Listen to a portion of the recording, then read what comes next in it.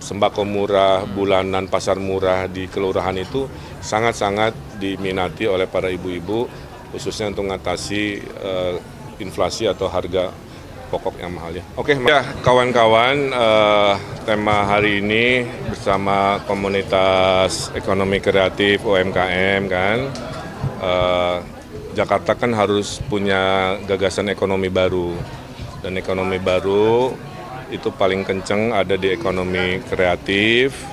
Motornya kalau kereta api itu adalah ekonomi digital ya. Ekonomi digital kita dengan penduduk sebesar ini masih kalah banyak dengan negara-negara lain. Nah, nanti tugas saya adalah mengawinkan mereka-mereka yang mau investasi dengan mereka-mereka yang punya teknologi di sebuah tempat yang difasilitasi. Makanya program paling konkret dari Ridho itu nanti working space itu, co-working kan kita gratiskan, termasuk minimal kopi-kopinya itu memang curhatan dari mereka. Kemudian lapangan pekerjaan dari konsep makro sampai konsep padat karya, pasangan Ridho ini siap menghadirkan 1 juta lapangan pekerjaan kan. Pengangguran kan 350.000 ya, dalam 5 tahun 1 juta lapangan pekerjaan baru, mudah-mudahan bisa diserap oleh warga Jakarta. Yang ketiganya, Gen Z ini kalau kena PHK, kita kan ada allowance ya selama 3 bulan agar mereka bisa hidup, survive sebelum mereka dapat kerja lagi. Kalau itu masih bikin stres juga, ada apps dan mobil curhat, tempat cerita. Dan ujung-ujungnya nanti juga secara tata ruang, karena Jakarta itu ekonominya satu, ekonomi tata ruang, kita bikin kayak SCBD tapi isinya anak-anak digital semua ya. Ini sudah dilakukan oleh negara-negara maju dan Jakarta pasti terdepan menghadirkan itu ya. Sehingga akhirnya ekonominya berlipat, membantu tujuan Pak Prabowo ngejar ekonomi 8%. Saya kira itu ya cara pikirnya. Kalau untuk coffee shop ini jadi di seluruhnya itu gratis atau nanti dipilih gitu coffee shop? Ya harus yang ditunjuk, harus yang ditunjuk. Termasuk nggak di coffee shop aja, kalau ada kantor-kantor pemerintah, kayak kemarin saya ke Glodok ya, di depan tuh ada Pasar Jaya, itu 2 lantai atasnya kosong. Daripada kosong, kita bikin co-working buat mereka, kita bikin interior yang kreatif kan. Nah jadi tidak hanya di coffee shop, tapi juga aset-aset kantor Pemprov yang mungkin pengisiannya tidak optimal ya. Yang penting mereka nggak jauh dari rumahnya, bisa milih. Domisili saya di selatan, ada co-working gratis Pemprov di selatan. Kang Emil, ini kan dari kemarin kan yang Kang Emil dorong kan entrepreneur untuk masyarakat untuk menekan angka pengangguran. Kalau link and match antar sekolah dengan perusahaan gitu ada nggak sih kan? Ada, saya kan dulu udah bikin Shopee, SMK Shopee, SMA Samsung, SMK Microsoft, itu akan saya ulang di sini. Jadi SMK itu ada bapak asuhnya. Bapak asuhnya itu adalah brand-brand besar. Kayak Shopee dulu bantu saya, itu hampir setengah lulusan SMK-nya diserap untuk industri online mereka. Nah ini pola link and match yang konkret ya, menghadirkan bapak asuh berupa perusahaan-perusahaan raksasa internasional. Dulu pas di zaman Anies ada city branding plus Jakarta atau kolaborasi nggak? Kang Emil apakah akan membuat city branding atau meneruskan yang berbuat langsung? Karena sekarang udah nggak dipakai lagi. Ya kalau city branding mah itu mah pilihan gubernur masing-masing. Pak Heru apa ya? Sukses Jakarta. Slogan. Ya, jadi artinya ini yang nanyanya di sini soalnya suka aneh saya itu ya, yang nanya di sini tapi muka harus ke sana ya. Jadi poinnya sementara ya kita slogannya sesuai dengan takdirnya, Jakarta Baru, Jakarta Maju gitu. Jakarta Baru karena bukan lagi ibu kota, Jakarta Maju karena mau go global. Jadi saya kira itu.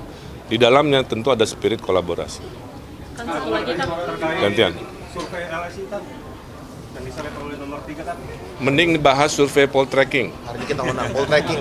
Udah itu aja. Kita menang poltreking. Udah ngeliput poltreking belum? Nggak, saya tanya udah ngeliput belum? Ya udah itu dulu soalnya nanti nggak relevan jawabannya. Infrastruktur yang terintegrasi yang bisa dijalankan di Jakarta seperti apa sih? Contoh kemarin saya ketemu sama pengurus MRT. Itu MRT sendiri Bang, itu minimal di atas MRT itu ada potensi ekonomi 3-5 triliun. Dalam bentuk perkantoran, dalam bentuk perumahan, dalam bentuk pusat bisnis. Jadi itu contoh infrastruktur nggak hanya stasiun doang ya, tapi men-trigger yang namanya pendapatan baru di titik-titik stasiun infrastruktur. Nah itu yang akan dorong dalam kebijakan gubernur nanti. Kang Emil tadi yang soal tentang inflasi itu bagaimana kan? Apa? Inflasi. Iya, apalagi kan tadi juga kan sebelum kesini KPMD sempat berusukan juga ke pasar-pasar. Pasti ada kayak catatan tentang bahan pokok, mahal, tapi harga jualnya juga sesuai dengan bagi dia beli bahan pokok itu. Nah itu gimana sebenarnya indikatornya? Ya kan saya udah pengalaman 10 tahun ngatasin inflasi. Satu, koordinasi dengan tim pengendali inflasi daerah. Kedua, anggaran selalu disiapkan. Kalau harga ayam naik, harga sapi naik, itu anggaran turun untuk menstabilkan harga. Yang ketiga, kan ini program yang favorit warga hasil surveinya di Poltreking hari ini. Sembako murah, bulanan, pasar murah di kelurahan itu sangat-sangat diminati oleh para ibu-ibu, khususnya untuk mengatasi inflasi atau harga pokok yang mahal ya. Oke, terima kasih. Assalamualaikum warahmatullahi wabarakatuh. Salam sejahtera. Shalom, Om Swastiastu, Namo Buddhaya, salam kebajikan. Dari gaya pola pikirnya, insya Allah ya, menjadi orang-orang sukses sesuai zamannya, yaitu pendidikan. Ibu kota itu mungkin butuh waktu 25 tahun. Ya. Jadi sampai ke rentang itu tidak ada banyak perubahan di Jakarta ini. Kecuali status judulnya saja, bahwa ibu kota tidak lagi di Jakarta. Yang kedua, Jakarta itu kayak Singapura, tidak punya natural resources itu. Makanya paling dekat piknik ke Puncak, naik bus sedikit ke Bandung, punya duit lebih ke Bali, kan gitu ya. Apa yang dilakukan Singapura? Dia bikin man-made destination. Nah, Jakarta juga sama. Kita harus membuat kota ini dibetahi oleh warganya. Karena ada 2 juta orang weekend selalu pergi. Sebagian ada di sini. The weekend sih pikirannya mau kemana. Dia buang duit 1 juta aja keluar Jakarta ya. Udah 2 triliun per weekend. Udah 100 sampai 150 triliun outflow di bank itu per tahun ya. Orang asing kalau ke Jakarta dia spend hanya semalam, 3-4 malamnya pasti keluar Jakarta. Apa poin saya? Di New Jakarta, Jakarta baru harus cepat-cepat melompat mendefinisikan ekonomi barunya. Makanya kan saya semangat membuat kalimat Jakarta baru, melompat kapital harus seperti apa, Jakarta maju, melompat dan mau jadi kota global.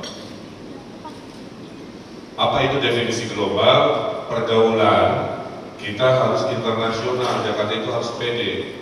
Konser internasional lebih banyak, pameran internasional lebih banyak, nongkrong-nongkrong startupnya juga rada internasional harus sudah mulai dirintis. Mungkin investornya tidak hanya investor lokal, bisa juga sesekali atau lebih banyak venture capital atau investor juga internasional menunjukkan kita market besar. Kekuatan Indonesia adalah populasinya. Ya. Hanya Indonesia di 2045 yang 70% warganya anak muda.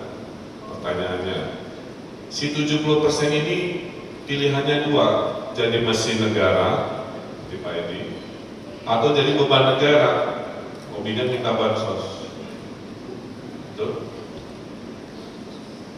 Sebelum nikah minta bansos keluarga, setelah nikah minta bansos negara. Nah berarti apa? Si generasi baru ini harus kompetitif, harus produktif. Dimulai jangan stunting, ya. Walaupun rambut Ayu Ting Ting tidak keriting, memberantas stunting itu sangat penting.